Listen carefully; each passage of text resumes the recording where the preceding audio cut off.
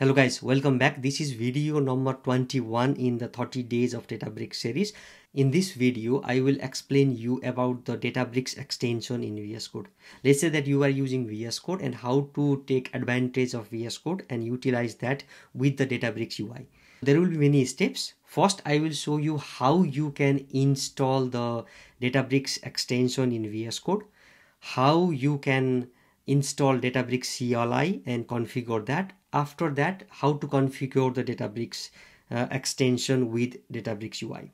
Second, I will show you how you can sync the files from VSCode into the Databricks. Third one, I will show you how you can run the Python file into Databricks.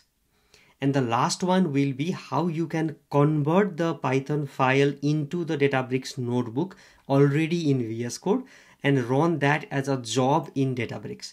So you will see something like this which runs in the Databricks UI, and there will be also the task ID being provided. You can just click the task ID and it will open in the Databricks UI as a job. There are many things to take and the video is going to be a little bit longer because there are many things to explain. Let's get started. I am now on the VS Code and this is the fresh start. I haven't installed any extensions. No files have been created because I'm using the GitHub code space. First thing what I will be showing is the first step where we will install the Databricks extension. We will install the Databricks CLI and then configure VS Code with our Databricks. First thing first, if you go to this extension tab here, you need to search for the extension with Databricks. I will search here Databricks and you will see this Databricks icon. If you go inside this, it must be the databricks.com, which is provided by Databricks, right? So you can just install this. It will take some time to install. You can see that the Databricks is installed and it should appear here, but you should refresh the page if it does not appear. Same as here for me, because this is the GitHub code space. Sometimes I need to refresh the whole page. When I refresh the page, it should be here, the Databricks icon here. As you can see here, there is the Databricks icon. So the first initial phase is completed. We installed Databricks extension. Next thing, as I said you before, now we need to install Databricks CLI. For that, I have already created one video where you can configure your Databricks CLI, but I explained there with the community edition and I showed you how you can connect using username and password. But here we are going to use the personal access token because we are using the free trial. First thing first, you need to make sure you have call installed in GitHub code space. It's already installed. Just to show you here, this is call and I have there. I will paste the command which I just copied to install the Databricks CLI. Same as before also, this will throw me the error saying that I need to have the sudo right. For that, what you can do, let me clear the screen so it's easier for you. Okay, I will do Control V, but you need to provide sudo in front of sh. When I run this command, it says here, okay, sudo, okay, spelling mistake. I need to provide sudo. Okay, now Databricks CLI is installed. If I now run Databricks here, something is shown on the screen, meaning that the Databricks CLI is installed now. We need to configure that. As you can see here, now if I go to this Databricks icon, it says configure Databricks. For that, the easiest way is first you connect your CLI with your Databricks. For that, what you need to do is Databricks. You need to type configure. When I run this, it will ask us the host. Host is, now if you go to your Databricks, on the top there should be the URL. I think you are not seeing now that because I haven't shared that part, but I will just copy that and I will go here and I will remove this initial part and Control V, meaning that your Databricks URL which is shown on the URL. That's easiest as that is, right? I just do enter and it asks me personal access token. So what is personal access token? If I again go to Databricks, by the way, the cluster is already running now here. If you go to this, your email address here, there is user settings, and here you need to navigate between these tabs in order to find the personal access token. So this is the password. If you go to preference, there isn't. If you go to developer, access tokens, you need to go here and manage. I have already created yesterday, but just to test if it works or not. But one thing is that you need to copy, because now I cannot use the same one because I already deleted from the VSCode and now I cannot get it from here. So always remember that when you create something, I will again give it VSCode Databricks some comments so that I know it is used for that particular purpose. Okay, lifetime days, I can just say 1 for me because I'm going to delete this as soon as I create the video, because I'm showing you the token. For you, don't share this token. It says here make sure to copy the token. You won't be able to see it again. I will copy this, done, and now I will go to the VSCode. I will do Ctrl V, paste and enter. It means that now we are connected to Databricks. Just to show you, if I run here, not Docker but Databricks, let's say cluster list, it will show us the cluster that is now running, meaning that it is now connected. Right now, the main part, how to connect VSCode extension to Databricks. Right, for that you can click this configure Databricks. Always follow the steps which I have shown until now so that it's easier for you. I can click this one and it suggests already for me to use the one which I just configured from the CLI. This is what I provided, as you can see here, DBC this one, and the profile is default because by default if you don't provide anything, default is being provided. I will click this one and it says here, okay, OAuth or default or edit this. I don't want to edit anything. I will go with the default one. It says Databricks CLI profiles. I will click this Databricks CLI. When I click that, it says here connected to this. Now, as you can see here on the left side, there is this workspace and it says auth profile default, user is here, host is here, and there is this sync destination. It is stopped now. I will show you later what that means. There is this cluster, and if I go here, expand this, it says here cluster is non-attached. But if I go to this icon here, as you can see here, it says create a new cluster or attach to the one that is already running. So it is already shown here that one cluster is running in Databricks.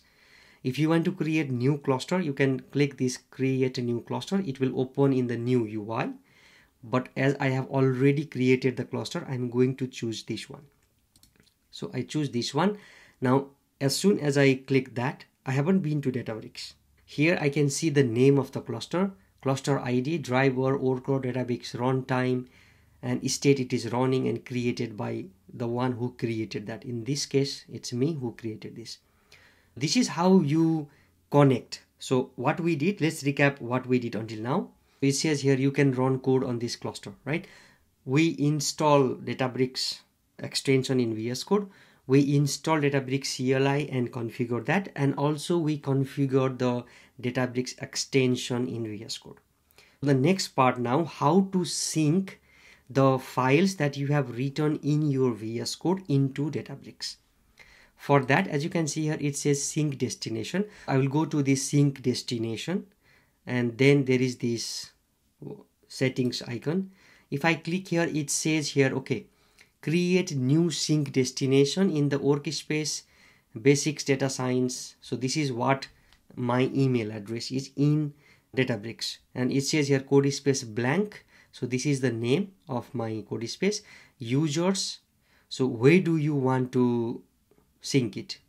Either in the workspace or in the users, as it is shown here. So what I can do is just click this code space one. If I click this one, so what happens now is it says status is stopped, and here if I refresh this,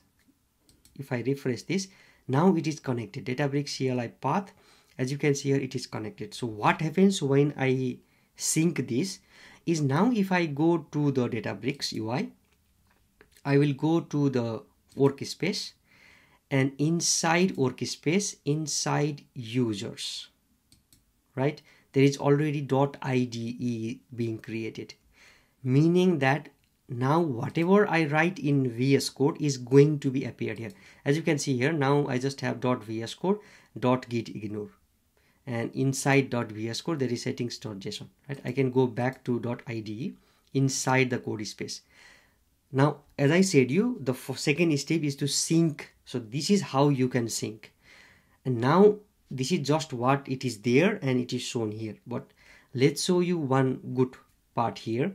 If I go to maybe VSCode, I go here now, and here I will create a new folder called VSCode, right? Or maybe let's give it a good name here, Databricks VSCode.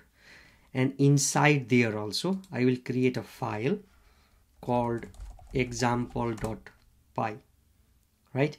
So when I did this, as you can see here, it says here uploaded Databricks VSCode example.py completed synchronization, meaning that if I now go to Databricks, and as you can see here, I created the folder and I created the file. So it is automatically synced. And if you don't want to sync, you can go to this, and in the Databricks, you can just go here and there is this icon which says stop synchronization. It will stop syncing. But one thing that you need to be careful is only the things that you write in VS Code is going to be appeared in Databricks UI. If you create a file here, that is not going to be synced. Just to show you, if I create a file here, let's say test.py. Okay, I created a file here, test.py. So where this is, if I go to workspace, it is inside Databricks VS Code. Now if I go to VS Code, this is still syncing, but if I go to the folders, I cannot see the file here. So you need to be careful. Only the things that you write in VS Code is going to be synced in Databricks UI. So the second part is done. What is the third part? Third part is now to write the code in VS Code and run that in Databricks. Let me just grab one of the code. I will just take some random code here. What I am doing here, let's save this. I haven't installed PySpark here, but I'm going to run this particular code in Databricks cluster, meaning that we don't need to install PySpark in Databricks. It's already installed. What I can do here is just import some of the things from here. I define the schema here, and I'm creating a data frame, and then I'm saying okay, df.show, and I'm going to run this in Databricks, and the result will be shown in VS Code. So for that, what you can do, save this one. If you go on top of the file name, right click, it says here upload and run file on Databricks. If I click this one, it is, as it says here, creating execution content on cluster this, and it is running Databricks this file. Now it is running in the Databricks UI, and the result will be shown here. So it means that it will show us the simple data frame already in the VS Code.